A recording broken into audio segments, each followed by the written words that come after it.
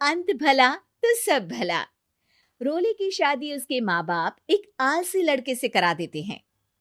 चलो, रोली की शादी हुई और हमने गंगा नहाई। और क्या, बेटियां तो होती ही हैं बोझ। हाँ, पर अब क्या चिंता, उतार तो दिया बोझ तुमने, अब वो लोग समझे। ससुराल में रोली का पति कहता है, देखो, मैं कोई काम नहीं करता, ये बात तुम्हारे मम्मी पापा को बता दी थी मैंने।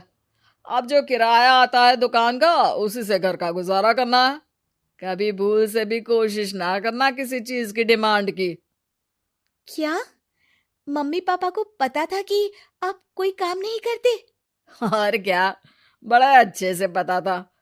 उन लोगों को तो तुम बोझ लगती थी, बोल रहे थे कि बस शादी कर लो और कोई मतलब नहीं है। रोली को यह सुनकर बहुत गुस्सा आता है, लेकिन करती भी तो क्या, क्योंकि वो जानती थी कि उसके माता पिता ऐसे ही हैं। जैसे तैसे रोली दिन काट रही थी। रोली को एक प्यारी सी बेटी होती है।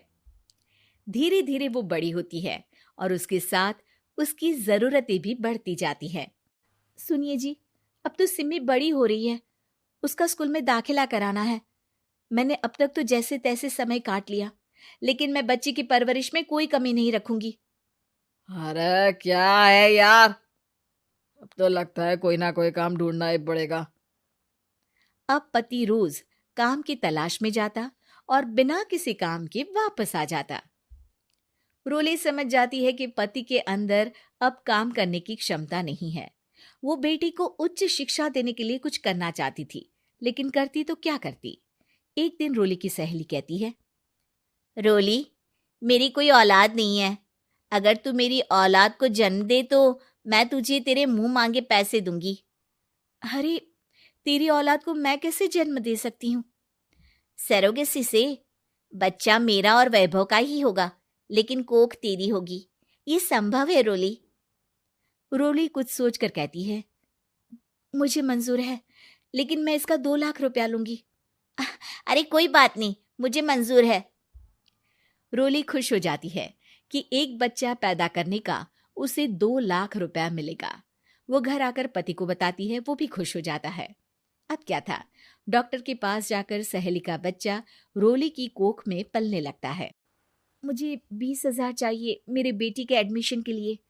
हाँ हाँ ठीक है, मैं उसके एडमिशन से लेकर सारे खर्चे उसके अकाउंट में डाल रही हूँ। रोली की बेटी का एडमिशन हो जाता है। रोली को लगता है कि वो अब सब कुछ ठीक कर देगी। दिन और महीने आगे बढ़ते हैं। अब एक दिन, एक बात कहूँ जी, काश इस बच्चे को मैं रख पाती। मैं अब इससे काफी जुड़ गई हूँ। अरे यार, पता नहीं किसका बच्चा है, अपने पास है ना अपनी मुन्नी। हाँ, लेकिन अब मैं भी इस बच्चे से जुड़ाव फील करने लगी हूँ। लेकिन मैं ये जानती हूँ कि ये मेरा बच्चा नहीं है। दोनों की जिंदगी ठीक चल रही थी, लेकिन कहते ना कि सुख का पल ज्यादा लंबा नहीं होता। एक दिन रोली की सहेली का फोन आता है। रोली, मुझे अब ये बच्चा नहीं चाहिए, मैं अपने पति को छोड़ रही हूँ। अरे लेकिन मुझे पैसों की जरूरत है, बच्चा तुम्हारा है, मैं क्या करूंगी? सहेली बिना कुछ बोले फोन काट देती है, फोन स्विच ऑफ कर देती है। लेकिन रोली के जीवन का तूफान यहीं नहीं रुकता। रोली, मैं इतना भार नहीं उठा सकता। आज पढ़ाई का पैसा मांग रही हो, कल को शादी, कॉलेज और पता नहीं क्या क्या। मैं तुम्हें छोड़ रहा हूँ, अपनी बच्ची उठाओ और निकलो इस घर से। अरे पर मैं कर तो रही हूं ना बच्चे के लिए काम, आप आराम से रहिए ना। क्या काम कर रही हो, देख रहा हूं मैं। ये छोटा शहर है, यहाँ लोगों को बात बनाते वक्त नहीं लगता। तो मैं क्या करूं?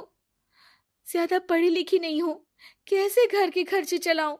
और आप तो काम करना ही नहीं चाहते। हाँ, ना चाहता हूं और ना ही करूंगा।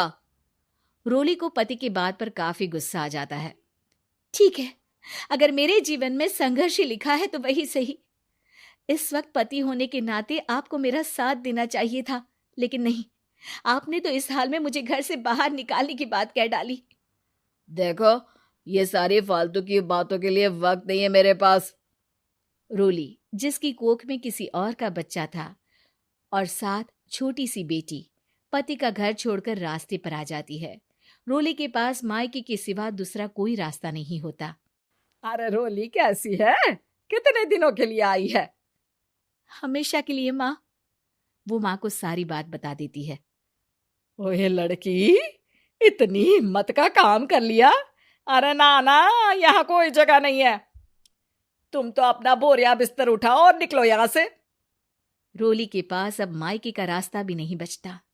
वो चुपचाप बच्ची को लेकर जा रही थी कि उसे दर्द होता है और वो डॉक्टर के पास चली जाती है। और फिर वहां वो एक प्यारे से बेटे को जन्म देती है। कितना प्यारा है। कितने अभागे हैं इसके माँ बाप जो इसके पैदा होने पर भी नहीं है। तभी वहां डॉक्टर आ जाती है। रोली, बच्चे के पिता तुमसे मिलना चाहते हैं। आपका बहुत बहुत शुक्रिया। मैं इस बच्चे को पालूंगा। भले ही इसकी माँ ने इसे छोड़ दिया हो, पर मैं अपनी जिम्मेदारी निभाऊंगा। तो क्या आप मुझे इसके पैदा करने के लिए जिन पैसों की बात हुई थी वो भी देंगे? हाँ, और साथ ही आप चाहें तो मेरे घर में रहकर मेरे बच्चे की देखभाल भी कर सकती हैं। मैं उसके लिए आपको सैलरी दे दिया करूंगा। रोली को लगता है कि जैसे भगवान ने उसके लिए सुकून का रास्ता खोल दिया। वो अब मुकेश के साथ उसके घर चली जाती है, जहां रहकर वो उस बच्चे की देखरेख करती है। अब मुकेश के घर को रोली अच्छे से संभाल लेती है। उसके लिए खाना बनाने से लेकर बच्चों की देखभाल और घर की देखरेख। धीरे धीरे मुकेश को रोली से प्यार हो जाता है। रोली, तुम्हारी बेटी और मेरा बेटा बिल्कुल भाई बहन की तरह साथ रहते हैं। हाँ, आखिर है तो एक ही कोख के बच्चे, अटैचमेंट तो होगा ही ना। रोली, तुमने घर और मुझे दोनों को संभाल लिया। ये तो मेरा काम है। आपने भी तो मुझे छत दी जिससे मैं अपनी बेटी की पढ़ाई और भविष्य के लिए पैसे जोड़ सकूं। अब रोली, क्या तुम मुझसे शादी करोगी? अब मैं जानता हूं तुम्हारी भी शादी कुछ खास अच्छी नहीं रही। रोली को मुकेश की बात ठीक लगती है। वो उसे हाँ बोलने की सोच ही रही होती है कि उसके पहले पति का फोन आ जाता है। रोली, मैं बहुत परेशान हूँ। मेरा एक्सीडेंट हो गया है। मैं चाहता हूँ तुम वापस आ जाओ। रोली को पुराने पति की चिंता होने लगती है। वो सोचती है कि वो क्या कर रही थी।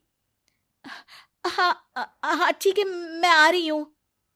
हाँ रोली, आ जाओ, लेकिन बच्ची को कहीं हॉस्टल में छोड़कर आना, क्योंकि मैं नहीं चाहता कि हम लोगों के बीच फिर से वो सारी बातें हो। रोली को समझ आ जाता है कि पति आज भी सुधरा नहीं है। वो पति के पास जाने से इनकार कर मुकेश को हाँ कर देती है।